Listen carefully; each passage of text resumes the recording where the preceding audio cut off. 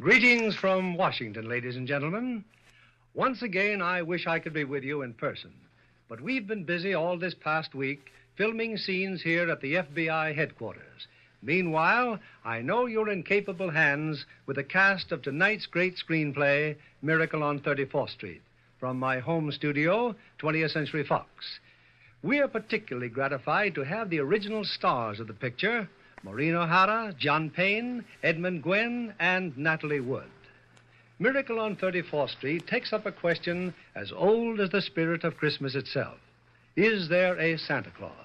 And answers that question very happily.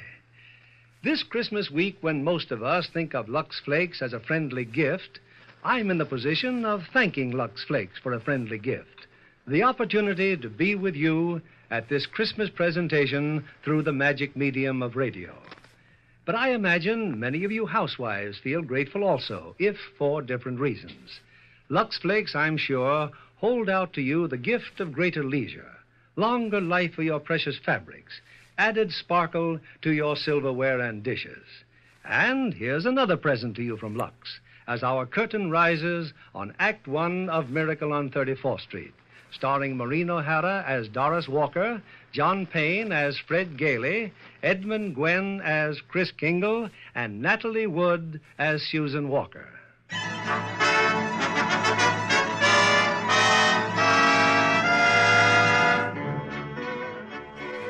It's Thanksgiving Day in New York City. On Fifth Avenue, adjoining Central Park, an annual event is being joyfully awaited. The spectacular parade presented by Macy's department store to herald in the Christmas season. A little away from the crowd are two of Macy's public relations experts. He's simply wonderful, Mrs. Walker. Just look at him on that float. The most realistic Santa Claus we've ever had. Why, he didn't even need any padding, did he? Padding?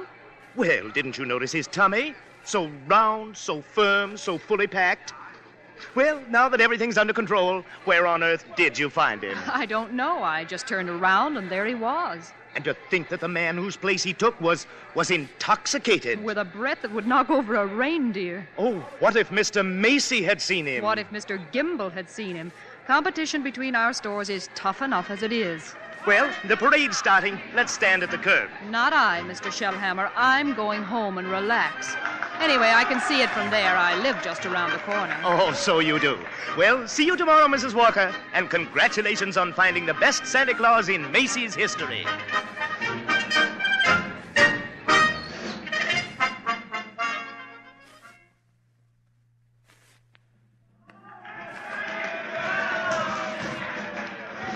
Certainly is a wonderful parade, Susan. Just look at that clown. Gosh, what a giant. Giant, Mr. Gailey? There are no such things as giants. Well, not now, maybe, but in olden days there's... Really, Mr. Gailey? And you a lawyer? Well, what about the giant that Jack killed? You know, Jack and the Beanstalk? Everybody knows that's a fairy tale. And I agree with my mother. Fairy tales are silly. Oh. Come in. Good afternoon. I'm Susan's mother. My maid said... Hello, Mother. I'm watching the parade. Mr. Gailey invited me. Hello, darling. Susie's told me quite a lot about you, Mrs. Walker. She's told me quite a lot about you, too, the man in the front department. This is all part of a plot, Mrs. Walker. I'm very fond of Susie, but I also wanted to meet you. At least you're frank. Here goes Santa Claus. Don't even mention the name. Why not, Mother? That Santa Claus you see is a last-minute substitute. But why? Well, remember the way the janitor was last New Year's? Oh, my. Tight as an owl. I see Susie doesn't believe in Santa Claus either. That's right. She never has. Well, that's the end of the parade. Mother, I've been thinking. It's Thanksgiving, and there are only two of us. Couldn't we invite Mr. Gailey? Well, I... Oh, please don't bother. I'll just have a sandwich or something. But we have such a big turkey. Please, Mother, please. Well, I... Did I ask all right, Mr. Gailey? Susie, shh. You asked fine, Susan. Dinner's at 3, Mr. Gailey.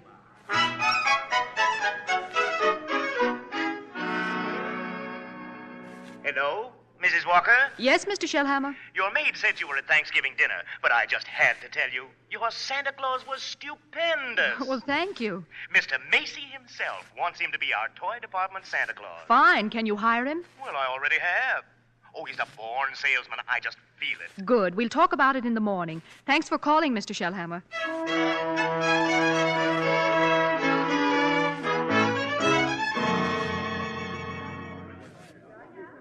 Here he is, Mr. Shellhammer. Here's Santa Claus. Thank you, Alfred. Thank you. Good morning, Santa Claus. Good morning. Now, before you go to the toy department, here's a list of toys that we have to push. You know, things we're overstocked on. Now, you'll find that a great many children will be undecided as to what they want for Christmas. Now, when that happens, you immediately suggest one of these items. You understand? I certainly do. Fine. Now, take the list, and Alfred here will show you to your throne in the toy department. And don't forget, you're working for Macy's.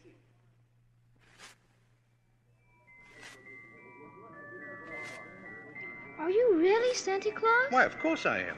And what do you want for Christmas, little boy?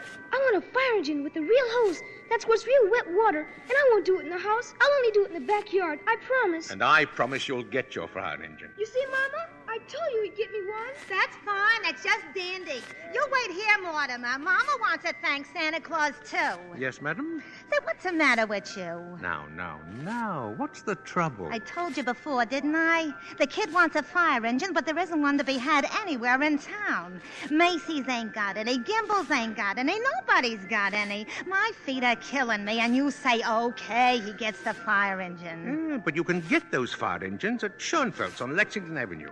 Only $4.50. Wonderful bargain. Schoenfeld? Hey, I don't get it. Oh, I follow the toy market very closely. Macy's sending people to other stores? Are you kidding? Well, the one important thing is to make the children happy, isn't it? Whether Macy's or somebody else sells the toy doesn't matter. Don't you feel that way? Who, me? Yeah. Oh, yeah, sure. Only I didn't know Macy's did. I don't get it. I just don't get Who's it. next, please? Right this way to see Santa Claus. All right, little girl. You're next. Well, of course, little girl. You want some roller skates? Well, you shall have them, too. Oh, Mama, he's going to bring me some roller skates. Yes, and he had some fine skates here at Macy's, haven't you, Santa Claus? Oh, they're good skates, all right, but not quite good enough. Now, I left some really wonderful roller skates at Gimbel's. I'm sure Gimbel's have just what this good little girl wants. Mr. Shellhammer? Are you Mr. Shellhammer? Gimbel's. Gimbel's? That's just what he did say. Gimbel's. The sales lady said I should speak to you. Gimbel's. I just wanted to congratulate you and Macy's on this wonderful new stunt you're pulling. Imagine a big outfit like Macy's putting the spirit of Christmas ahead of the commercial. Well, from now on, I'm going to be a regular Macy customer. All right, Mortimer, we're going. Gimbel's.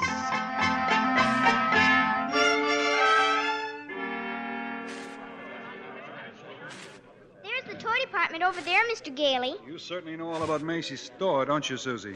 Well, that's because my mother works here. But I still think it's silly, bringing me here to see Santa Claus. Well, I just felt that if you talked to him, maybe... Okay, Mr. Gailey. I'm certainly willing to try. Well, what a fine young lady. And what's your name, little girl? Susan Walker. What's yours? Mine? Kris Kringle. I'm Santa Claus. Oh, you don't believe that, eh? No. You see, my mother is Mrs. Walker. Oh. But I must say you're the best-looking Santa Claus I've ever seen. Really? Your beard, for instance. It doesn't have one of those things that goes over your ears. Well, that's because it's real. Just like I'm really Santa Claus. Go ahead. Pull it. Well, my goodness. It is real. Yes. Now, what would you like me to bring you for Christmas? Nothing, thank you. Whatever I want, my mother will get for me.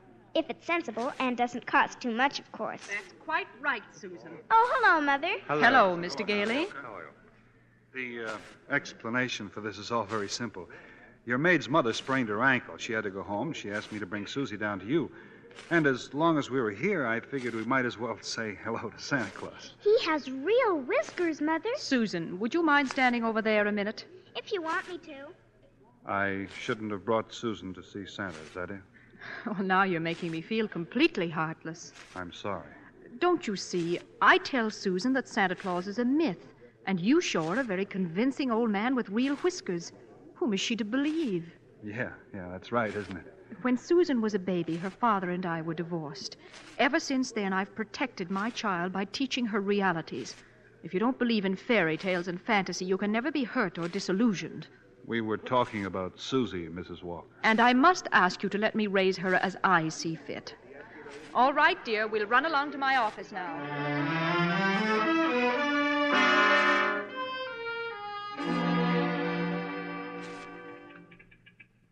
Alfred said you wanted to see me, Mrs. Walker. Oh, yes. I'd be grateful if you'd please tell Susan that you're not really Santa Claus, that there actually is no such person. But, Mrs. Walker, not only is there such a person, but here I am to prove it. No, you must understand. I want you to tell her the truth. Now, what's your real name? Kris Kringle, and I always tell the truth. Susan, I'll bet you're in the first grade. Second grade. I mean your real name. That is my real name. My goodness, the second grade? Very well. I have your employment card right here. I'll look it up on that. That's a very cute dress, Susan. It's from Macy's. We get 10% off. Oh. So, you always tell the truth, do you? Look at your employment card. Name, Kris Kringle. Address, Brooks Memorial Home, Great Neck, Long Island. You may call the home if you'd care to confirm that, Mrs. Walker.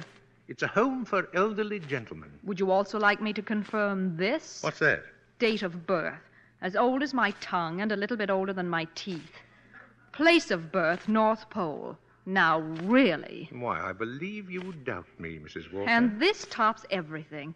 Next of kin. Oh, that. Dasher, Dancer, Prancer, and Vixen. I'm sorry to have to do this, Mr. Kringle? But the Santa Claus that we had 2 years ago is back in town, and I feel that we owe it to him to... What, have I done something wrong? No. It's just that we feel... Oh, excuse me. Hello? This is Mr. Shellhammer, Mrs. Walker. Drop whatever you're doing. Mr. Macy wants to see us immediately. Oh, I'll be right up. I'm afraid I'll have to be very abrupt with you. I have to see Mr. Macy. You'll be paid for the full week, Mr. Kringle, and I'll send your check to that address. Come right in, Mrs. Walker, Mr. Shellhammer. Thank you, Mr. Macy. Now, about this new policy you two initiated. Oh. Macy's Santa Claus sending customers to Gimbel's. I can explain everything, Mr. Macy. You don't have to explain a thing. Just look at my desk. 42 telegrams and over 500 phone calls. Grateful parents expressing undying gratitude to Macy's department store. Well, you don't say. From now on, not only will our Santa Claus continue in this manner, but every salesperson in the entire store. You mean if we haven't got what the customer asks for, we're to send him where he can get it. No high pressuring, no forcing a customer to take something he doesn't really want. I think that's wonderful, Mr. Macy. We'll be known as the helpful store, the friendly store, the store that places public service ahead of profits.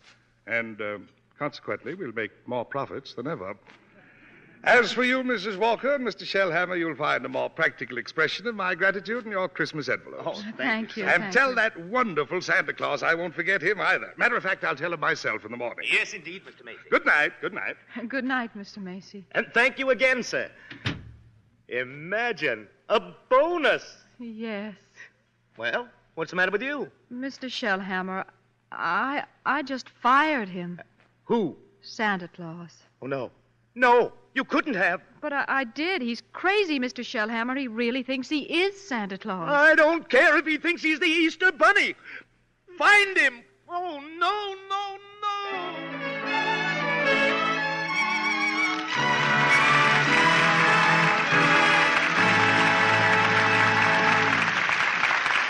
In a moment, we'll continue with Miracle on 34th Street. Say, Libby, I understand you were at that wonderful party RKO gave last month for the company of Tycoon after they finished the picture. Yes, indeed. And I met so many interesting people. Lorraine Day introduced me to John Wayne, who co-starred with her in the picture.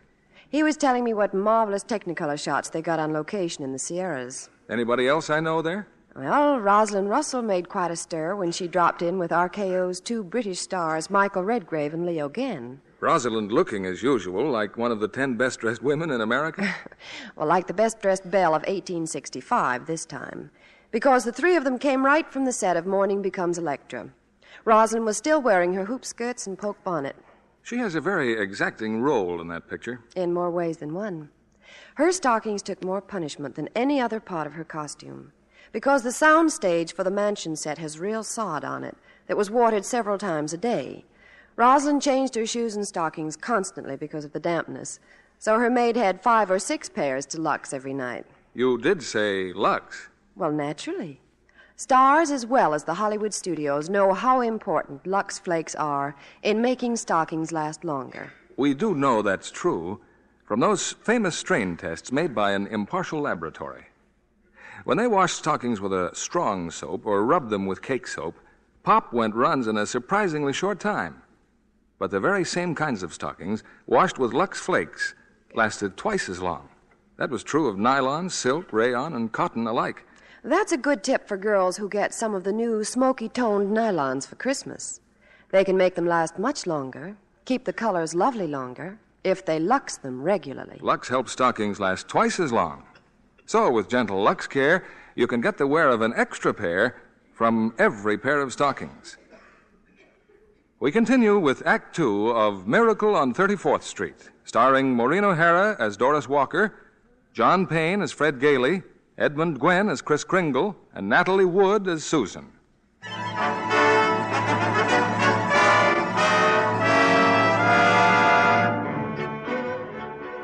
It was a frantic few hours that Doris spent last night rushing out to the Brooks Memorial Home in Long Island and assuring Kris Kringle that Macy's wanted him back as Santa Claus. So Kris is again presiding over the crowded toy department. While in her office, Doris and Mr. Shellhammer... Don't you understand, Mr. Shellhammer? That old man with the nice white whiskers insists that he is Santa Claus. He's out of his mind. What if he should have a fit or something? Oh, no, I've got to tell Mr. Macy. But maybe he's only a little crazy. Anyway, you can't be sure till he's examined. We'll send him to Mr. Sawyer. Sawyer? In personnel. He's paid to examine employees, isn't he? Now, by the way, what do you think of this? What is it? A full-page ad Macy's is running in tomorrow's newspapers. Macy's is running it. But it's all about the other stores, Gimbel's and Saks. I know. Mr. Macy's idea to help our customers find what they want. Revolting, isn't it? That Santa Claus certainly has started something. Oh, well, I'll get hold of him in his lunch hour and I'll send him up to Mr. Sawyer.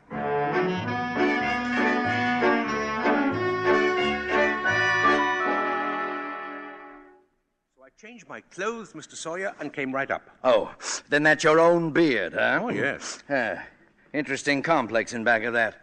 Why do you carry a cane? Always carry a cane, Mr. Sawyer. Well, that is when I wear street clothes. I carved this cane out of a runner from one of my old sleighs. What's that? What's that? With a fine, solid silver top. Who was the first president of the United States? Oh, give me a difficult one. Like who was vice president under John Quincy Adams? I'm conducting this examination. The answer is Daniel D. Tompkins. You're a rather nervous man, aren't you? Do you get enough sleep? My personal habits are no concern of yours. Now, what hand am I holding up? Right hand. How many fingers do you see? 3. Oh, dear. And you bite your nails, what? too. Oh. Stand up now. Feet together, arms extended. Muscular coordination test. I've taken dozens of these tests. Mr. Sawyer, are you happy at home? That will be all, Mr. Kringle. The examination's over. Thank you. And it may interest you to know that I've been happily married, very happily, for 22 years, very happily married. Delighted to hear it. Bye, Mr. Sawyer. Bye. Miss Prawn. Yes, sir. Get Mrs. Walker on the phone. Yes, sir. But your wife, Mr. Sawyer, she's called 4 times already. Tell my big fat wife to shut up and mind her own business. Here's Mrs. Walker, sir. Hello? I was just going to call you, Mr. Sawyer. There's a Dr. Pierce stopping by this afternoon at 3. Who's Dr. Pierce? He's the physician at the Brooks home. I thought we might discuss Mr. Kringle's case with him. Well, there's hardly any point in discussing it, Mrs. Walker. Obviously, the old man should be discharged.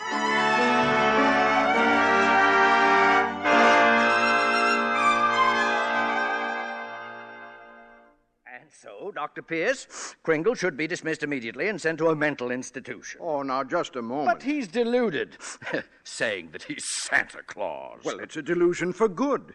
I found he only wants to be friendly and helpful. No, his whole manner suggests aggressiveness. Why, look at the way he carries that cane. Well, Mrs. Walker, naturally, I can't discharge that loony, so when he exhibits his maniacal tendencies, please realize the responsibility is completely yours. Well, I'm right back where I started. Mrs. Walker, I assure you, Kris Kringle has no maniacal tendencies. But if there's the slightest possibility of his causing any trouble... Well, what trouble? All that need happen is that a policeman asks him his name, Kris Kringle, clang, clang, and Macy's Santa Claus lands up in the psychopathic ward. Well, you can prevent that very simply. There must be someone here at the store who could rent him a room. Then they could both come to work together. I'd just as soon he avoided that long train ride to Long Island anyway. You mean sort of take custody of him? Yeah. Do you think Mr. Kringle would agree to that? Well, I'm sure he'll agree. Well, in that case... Now, let's see. Who do I know who could rent him a room?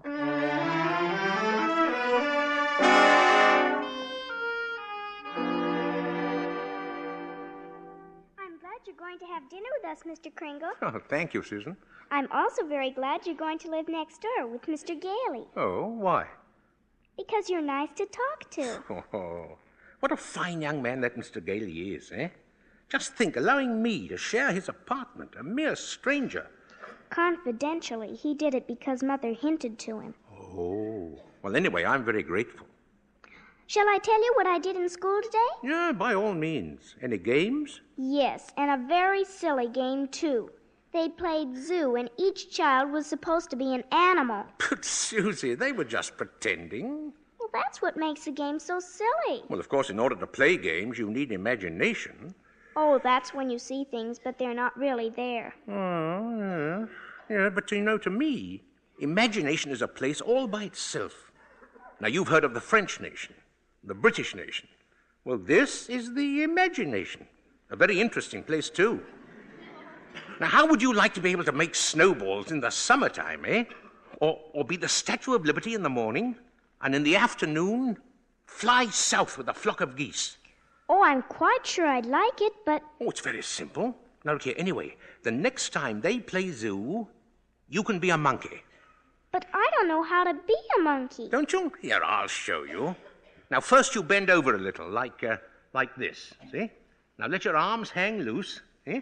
Like this? Yeah, that's fine. Now, put your hand over here and start scratching, see? That's excellent, Susan, excellent. That's as fine a bit of scratching as I've ever seen. Well, now start chattering. Chattering? Yes, chattering. Listen, now. See, and keep on scratching. Now then, we'll do it together, see? Chatter and scratch and chatter. Huh? Well, that's fine, Susan, fine. You're doing beautifully.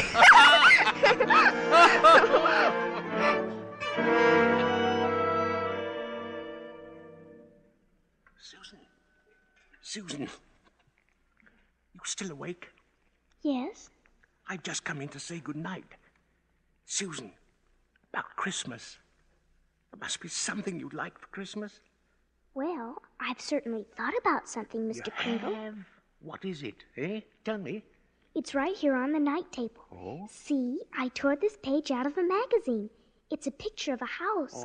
Oh, that's what you want, eh? A doll's house. Colonial architecture. Oh, no, not a doll's house. A real house. A real house? Yes, and if you're really Santa Claus, you can get it for me. Oh, now, wait a minute, Susie.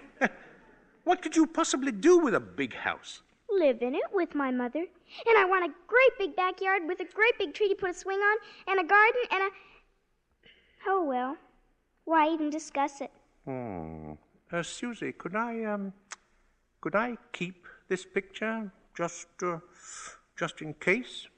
I guess so. Thank you. Well, Mr. Gailey's waiting for me. Good night, monkey. Good night, Mr. Kringle.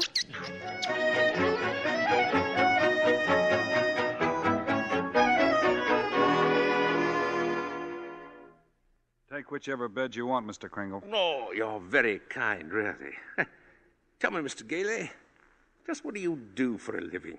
Oh, I'm a lawyer. Haslip, Sherman, and McKenzie. Oh. And you like living here in the city? Well, it's convenient. But someday I'd like to get a place out on Long Island. Not a big house, just one of those junior partner deals around Manhasset. One of those little colonial houses, eh? Yeah. A little colonial house would be swell. You're You're quite fond of Mrs. Walker, aren't you? Yeah, a lot of good it does me. She lives in a cast iron shell that's a little difficult to penetrate. Oh, you must try harder, Mr. Gailey. Mrs. Walker and that child are a couple of lost souls, and it's up to us to help them. Oh, well, shall I turn out the light? Oh, no. I'm not going to be cheated out of this. You know, all my life I've wondered about it, and now I'm going to find out. Does Santa Claus sleep with his whiskers inside or outside the covers? Oh, outside, of course. Outside, by all means. The cold makes them grow. Oh, thank you.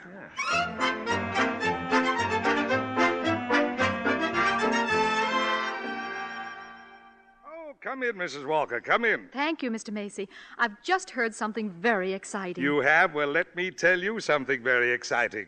Our policy of being kind to customers has tripled our sales. Now, what do you think of that? That's wonderful, Mr. Macy. And Gimbels thinks it's wonderful, too. Gimbels? Gimbels are adopting the same policy. Well, is that so? And it gives me an idea. As long as Gimbels are doing the same thing, why not some pictures for the newspapers? Pictures? Yes, you and Mr. Gimbel shaking hands. Shaking hands? R.H. Macy and Gimbel? Well, yes. Yes, why not?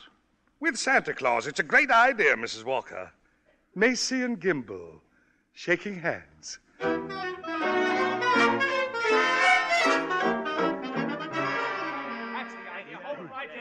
That's enough pictures, gentlemen. Thank you very much. Well, Mr. Gimbel? Come on, R.H. Now we'll go over to my store and get some really good pictures.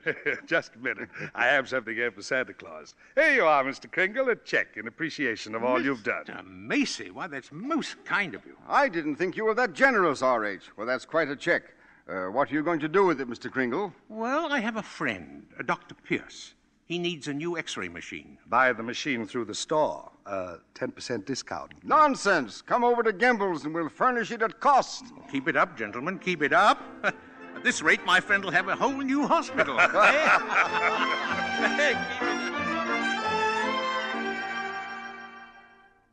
How did the pictures turn out, Mr. Kringle? Oh, fine, Alfred, fine. How about a game of checkers during lunch? No, not today, Kris. I don't feel so good. Huh? What's the matter, Alfred? Oh, nothing much. You remember I was telling you how I like to play Santa Claus over at the Y and give out packages to the kids? Yeah. Well, I was telling Mr. Sawyer about it, and he says that's very bad, that psychologically it's all wrong. Wrong? To be nice to children? Well, he says guys who play Santa Claus do it because when they was young, they must have done something bad. Now they do something they think is good to make up for it, see? It's what he calls a guilt complex. Alfred, what else has he found wrong with you? Oh, nothing much. Just that I hate my father. I didn't know it, but he says I do. Excuse me. Hey, ain't you going to lunch? Later. Right now I have an appointment with Mr. Sawyer.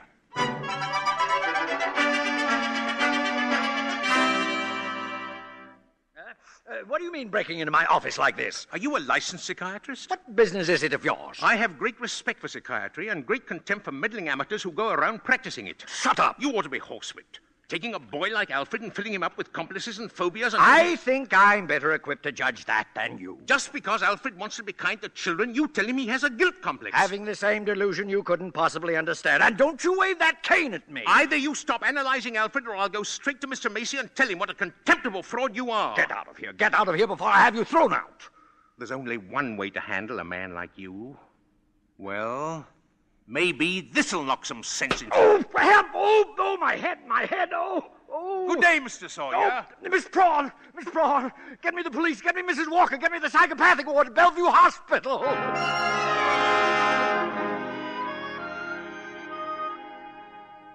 You can see Mr. Kringle now, Mr. Gailey. Thank you, nurse. Hello, Kris. Hello, Fred. Kris, I've been speaking to the doctors.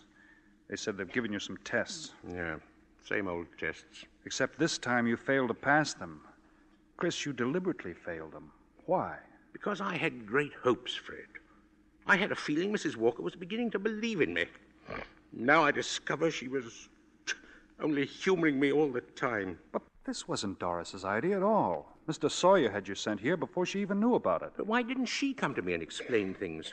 Because she didn't want to hurt you. Oh, it's not just Mrs. Walker, Fred. Now, take Mr. Sawyer. He's contemptible, dishonest, deceitful, yet he's out there and I'm in here. Well, if that's normal, I don't want it. But you can't just think of yourself, Kris. What happens to you matters to a lot of other people. People like me who believe in what you stand for, and people like Susie, who are just beginning to.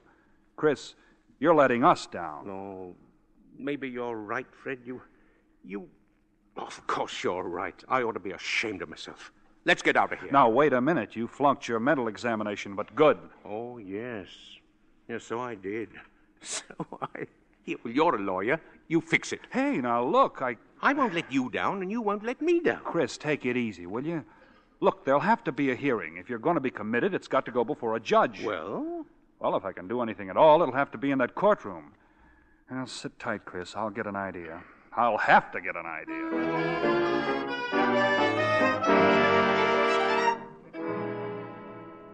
You sent for me, Mr. Macy. I certainly did, Mr. Sawyer. I brought my family to the toy department to see our Santa Claus. And our Santa Claus isn't there. He's in Bellevue. Yes, Mr. Macy. Because he's a lunatic. Yes, sir. Lunatic. Lunatic, my foot. You listen to me, Sawyer. You get that case dropped right away, you'll have another lump to match the one he gave you. But it's out of my hands. Mr. Kringle goes to court in the morning. Well, just see that he's back in the toy department by afternoon. Now get out of here.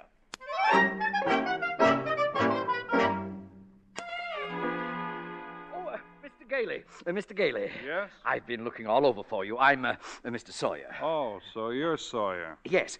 I was just speaking to the court clerk, and he said you represent Mr. Kringle. Well, I represent Mr. Macy. And I'll see you in court. Oh, well, that's what I wanted to speak to you about. Now, Mr. Macy would like to drop the whole case right now. You see, we're most anxious to avoid any publicity. No publicity, huh? That's very interesting. Ah, then you'll cooperate? You know something, Sawyer? You've just given me the idea I've been searching for. Oh, good, good. If I'm going to win this case, I'm going to have public opinion and plenty of it. And publicity's just the way to do it. Thanks, and so long, Sawyer. Mr. Gailey! But Mr. Gailey!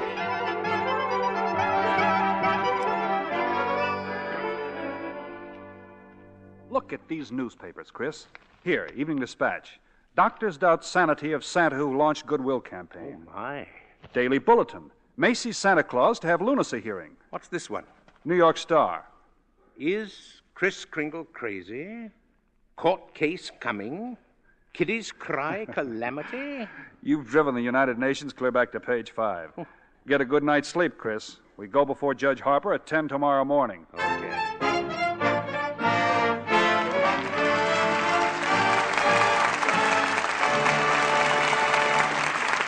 We pause now for station identification. This is CBS, the Columbia Broadcasting System.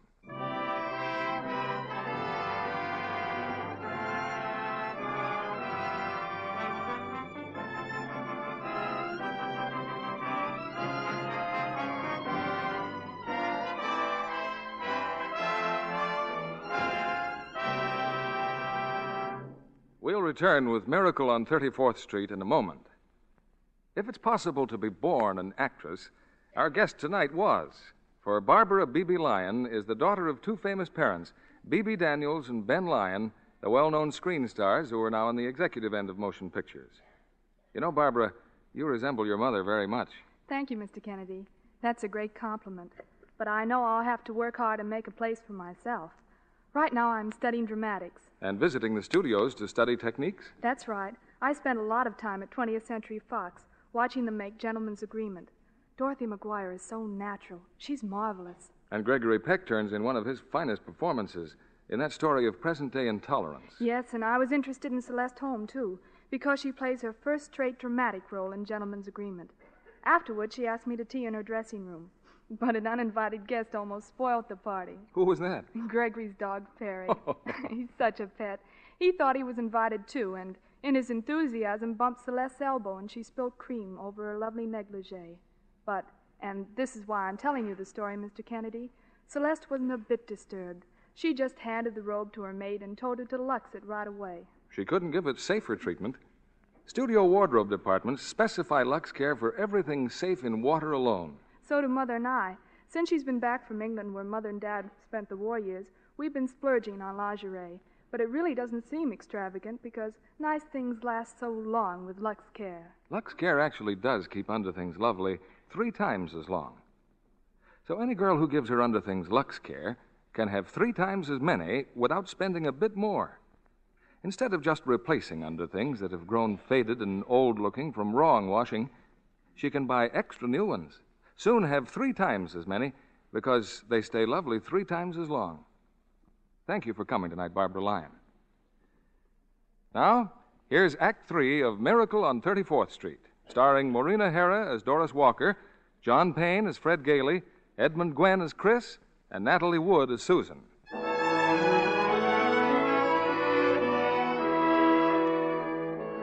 For a few weeks, a jolly elderly gentleman named Kris Kringle has been working minor miracles as the Santa Claus of Macy's department store.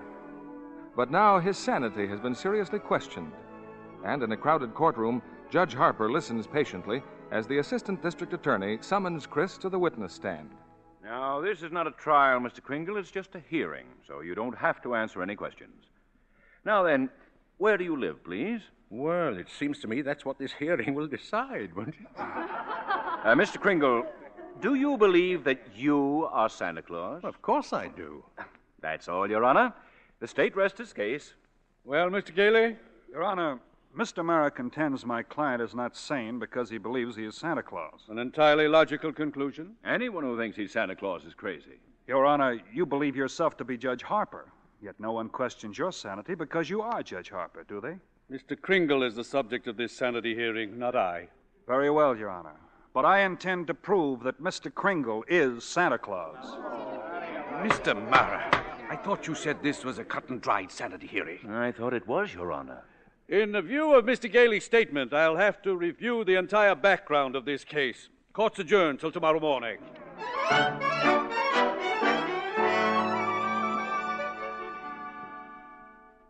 Hello, Doris. I'm sorry I'm late, but get ready. We're really going to celebrate tonight. What are we celebrating? Well, didn't you read the papers? Santa's mouthpiece throws bombshell in New York Supreme Court.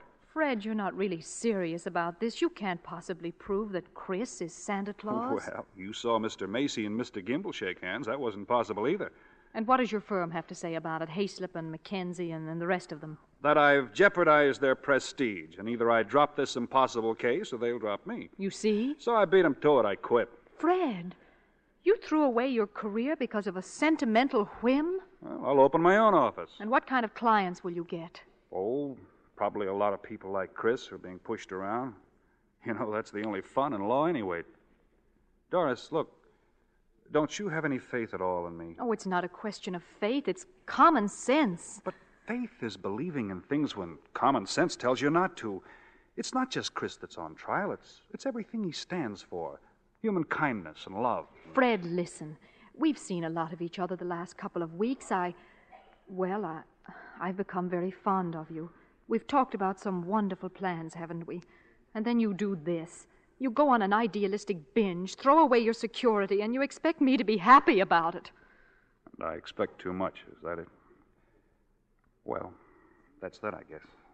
Good night, Doris.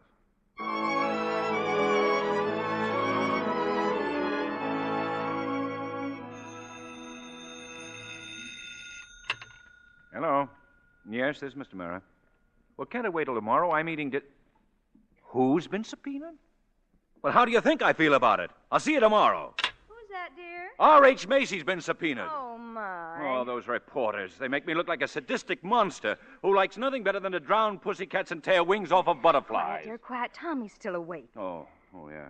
It'd just break his heart if he knew what his daddy's doing. I'm doing my job as assistant district attorney. Well, I'm not so sure, but that I agree with him. Mr. Kringle looks like a very nice old man, and I don't see why you have to keep persecuting him. I'm not persecuting him. I'm prosecuting him. I like the old man, too, but there's nothing I can do about it. You know something, Thomas? Sometimes I wish I'd married a butcher or a plumber. Well, if I lose this case, it's very possible you'll get your wish. R.H. Macy, I wonder what he's going to pull tomorrow.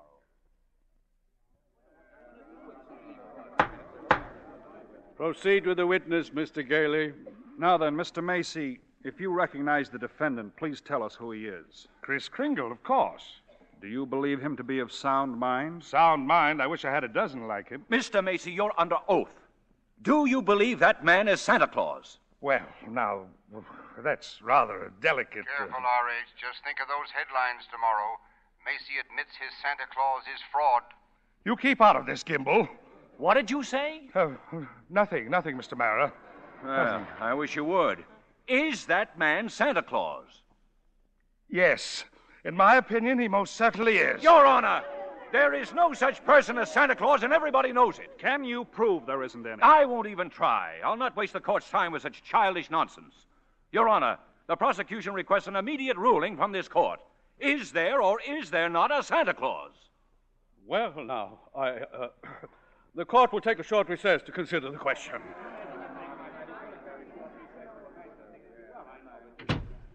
Hello, Henry. Why, Charlie, what are you doing here? Can't an old friend visit you in your chambers? And if you ask me, you never needed a friend like you do now. This Kringle case? Well, I certainly don't see what they're making such a fuss about. Henry, that's Santa Claus you got out there on trial for lunacy. This case is dynamite, and you're coming up for re-election soon. Charlie, you know what happened last night? Martha brought the grandchildren over. They wouldn't kiss Grandpa. They wouldn't even talk to me. There, you see what I mean? If you rule there is no Santa Claus, you better start looking at that chicken farm right now. I'm a responsible judge. How can I seriously rule that there is a Santa Claus? Because of what happens if you don't. The kids read about it, and they don't hang up their stockings. Now, what happens to all the toys that are supposed to be in those stockings? Nobody buys them. The toy manufacturers have to lay off employees. By now, you got the AFL and the CIO against you. They're not going to say it with votes, see? Oh, the department stores are going to love you, too. Yes, sir, Henry. And what about the Salvation Army? They got a Santa Claus in every street corner, and they take in a lot of money to help the poor. But go ahead, Henry. You go in there and rule there isn't any Santa Claus. But if you do, you can count on getting just 2 votes. Your own and that district attorney's out there. 1 vote, Charlie. He's a Republican. Oh, well, let's get this over with.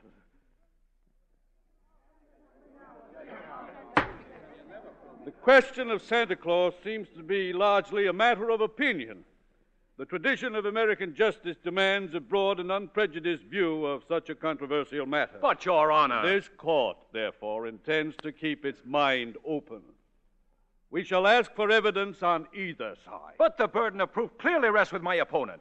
Can he produce any evidence to support his views? If Your Honor please, I can. Will Thomas Mara please take the stand? Who? Me? No, Thomas Mara, Jr. I believe he and his mother are both in court today. Hi, Papa. Hi.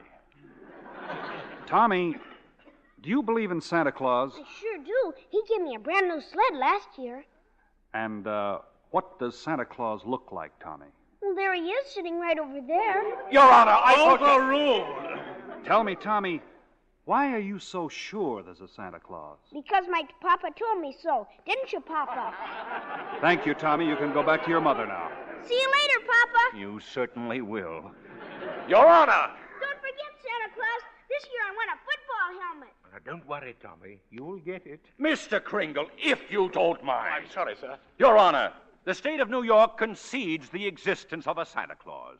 But in so conceding, we demand that Mr. Gailey stop presenting personal opinion as evidence.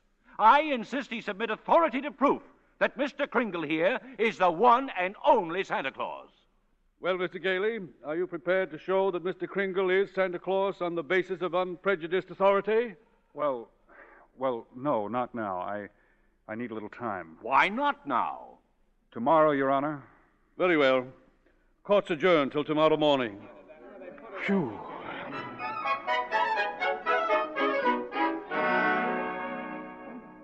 Now come, Susan, dear. Finish your supper.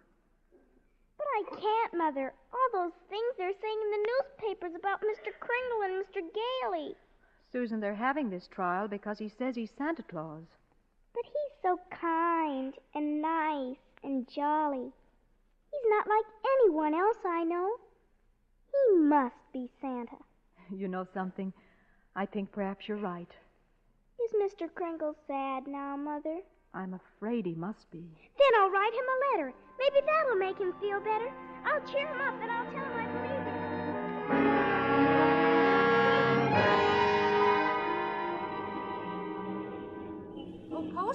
Postman. Yeah, lady? Would you mind taking this letter? Oh, sure, lady. We're going straight down to the post office now. Okay, Louie, take it away. What do you know, Louie? Another letter for Santa Claus. Hey, here's a new one. Instead of North Pole, this kid's got it addressed to Kris Kringle, New York County Courthouse. Well, the kid's right. Huh? Oh, yeah, sure. They got him on trial down there. He claims he's Santa Claus, and the DA claims he's nuts. Hey, Frankie, I got an idea. Yeah? How many Santa Claus letters do you think we got down there in the dead letter office? Oh, who knows? Must be 50,000. Bags and bags all over the joint.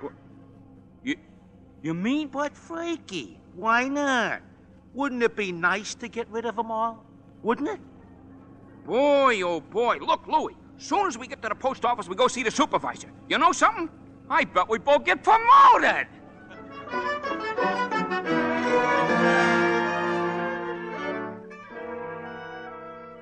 Since the defense has been unable to submit one shred of proof that Kris Kringle is the one and only Santa Claus, and since tonight is Christmas Eve, I ask, Your Honor, that this hearing be terminated without further delay. I protest, Your Honor. I do have evidence. 5 minutes ago, you said you didn't. During Mr. Marrow's oration, the bailiff handed my client the evidence I refer to. What evidence? This letter, Your Honor. Yes, Mr. Kringle? It's from Susan Walker. She believes in me. This letter means more to me than anything in the world. That letter, Your Honor, was delivered by the United States Post Office, an official agency of the federal government. The Post Office Department is one of the largest business concerns in the world. Last year, it did a gross volume of over $1 billion, and Your Honor, I'm sure we're all gratified that the Post Office is getting along so well.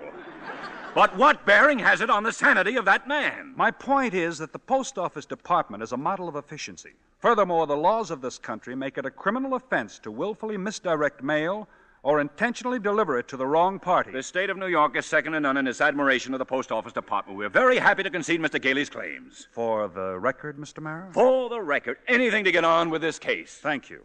Your Honor, that letter just received by Mr. Kringle is positive proof that a One letter is hardly positive proof. I have further exhibits, Your Honor, but I hesitate to produce them. Come, Mr. Gailey. Put them here on my desk. But, Your Honor, I said put them on my desk. All right, boys, bring them in. Put them right there. Your Honor, what is this? Empty those mail sacks on Judge Harper's desk. But we got 6 truckloads out there. Bring them in or be fined for contempt of court. Now, just a second here. We'll do it, Your Honor. We'll do it. True rain, true sleet, true courtrooms, anything. We deliver. Mr. Gailey. Your Honor, every one of those letters and every one of those mail sacks is addressed to Santa Claus. The Post Office Department has delivered them. Therefore, the Post Office Department recognizes Kris Kringle to be the one and only Santa Claus. Since the United States government declares this man to be Santa Claus, this court will not dispute it. Case dismissed. And for heaven's sakes, get this mail out of my courtroom!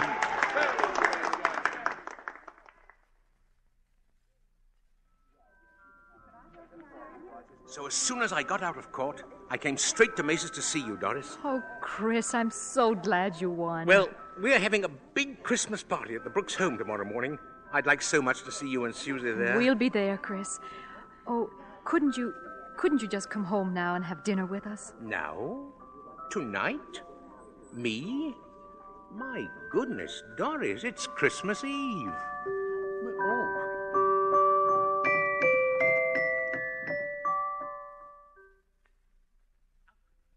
Alfred, look.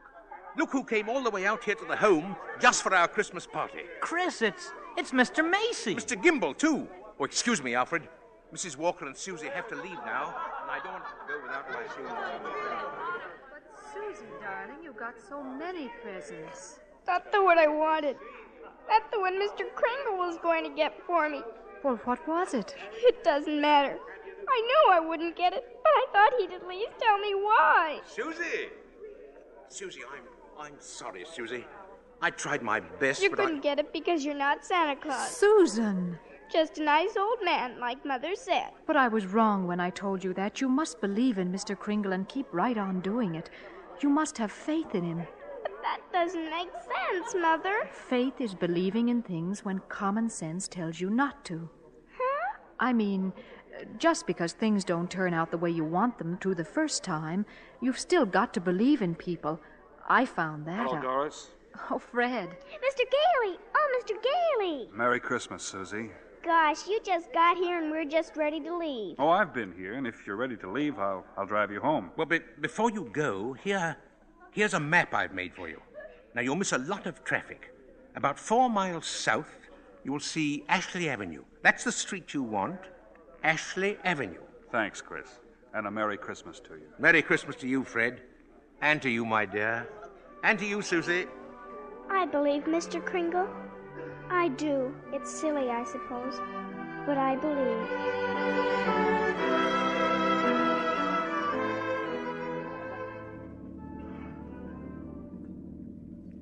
I don't understand it, Fred. The map Kris gave us definitely says Ashley Avenue. We've been on Ashley Avenue now. Stop the car! Oh, stop the car, please! Susie, what is it, darling? What's the matter? There it is, the house! The house! Susie, What in the world? She's running into that house. At least there's no one home. It's brand new. It's just been built. Yeah, for sale, it says. For sale. What on earth is that child up to? Susie! Hey, Susie! Here I am upstairs! Come right down. You know you shouldn't run around in other people's houses.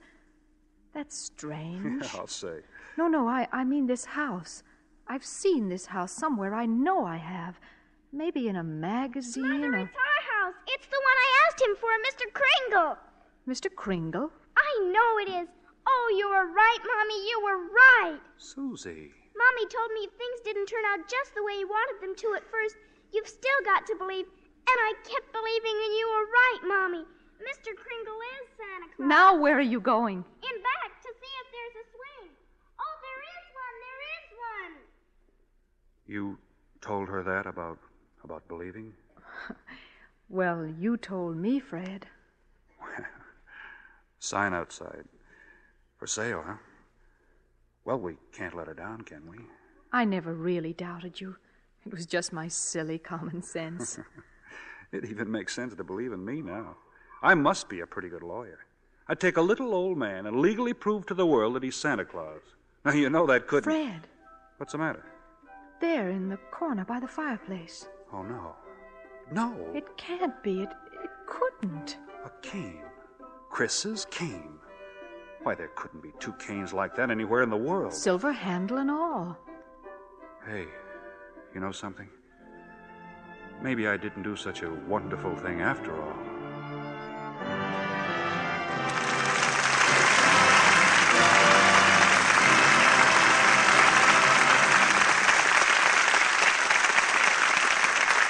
Our stars will return for their curtain calls in a moment. Let's look in for a moment on the Smiths. In a rash moment, Bill has offered to wash the dishes. Here's the Lux. Just shake a little in the dishpan. Hey there, that's enough. Oh, why be stingy? I like lots of suds. Well, so do I. But you'll get plenty with a little Lux. Hey. It looks just like a bubble bath. Dishcloth is there under the sink. You know, those suds won't flatten out either, like that stuff I used last week. You watch. Well, at least you used that other box up fast. I'll say. That's another reason I'm back to Lux Flakes. Why, I'll bet Lux does most twice as many dishes, because a little goes such a long way. Well, don't just admire those suds all night. Come back here and dry. Silly, that's a waste of time. Just rinse those dishes with hot water, and they'll dry by themselves. You know, I was just thinking, can I count this as my good deed for the day if I get dishpan hands for your sake? Dishpan hands, nothing. You won't get red, rough hands with Lux Flakes in the dishpan. See? What's wrong with mine? Not so bad. Not so bad. Next time you do the dishes. Well, ladies, if your husband doesn't do the dishes, the next best thing is to do them yourself with Lux Flakes in the dishpan. You'll avoid dishpan hands. In fact, if strong soaps have been making your hands red and rough, just change to Lux Flakes and see how soon your hands are soft and smooth again. Now, here's Mr. Keeley with our stars. Mr. Keeley in Washington, D.C., and our stars on the stage of the Lux Radio Theater in Hollywood. For a most delightful holiday performance, all our thanks to Maureen O'Hara, John Payne, Edmund Gwenn, and Natalie Wood, who return to the spotlight for a curtain call.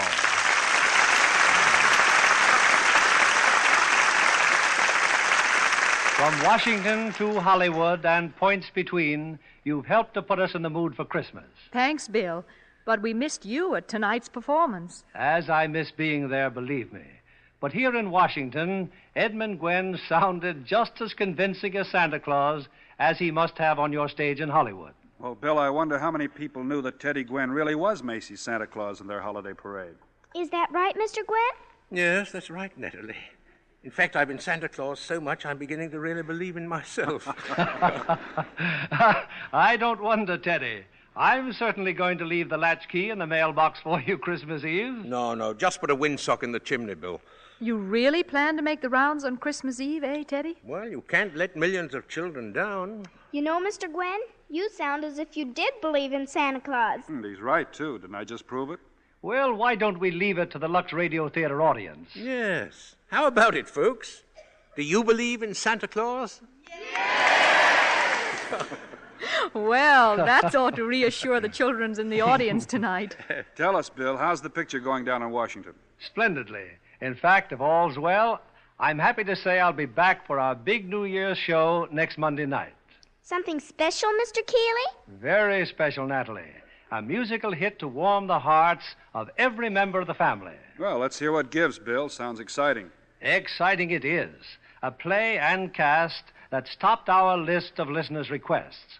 And our stars are the one and only Frank Sinatra, the lovely and talented singing star Katherine Grayson, and the ever-popular Gene Kelly.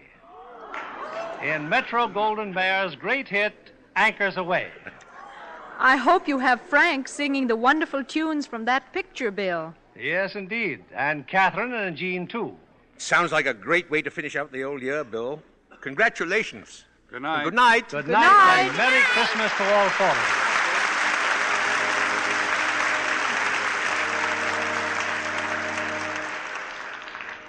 you. Once again, the world looks forward to another Christmas. It would be idle to say that peace reigns everywhere on earth, that men confront the future with untroubled hearts. But this much we can say, that for one day the world is brought together by the worship of the Prince of Peace. And if that spirit can burn so brightly for a single day, we have cause to hope that it may someday shine forever in men's hearts. On behalf of Lever Brothers Company and of us of the Lux Radio Theater, may I wish all of you the happiest of holidays.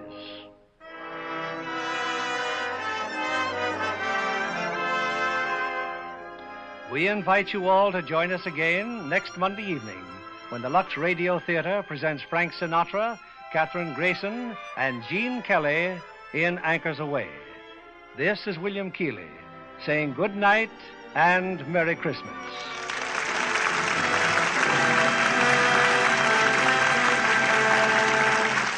Maureen O'Hara and Natalie Wood appeared through the courtesy of 20th Century Fox, producers of Captain from Castile and Daisy Kenyon.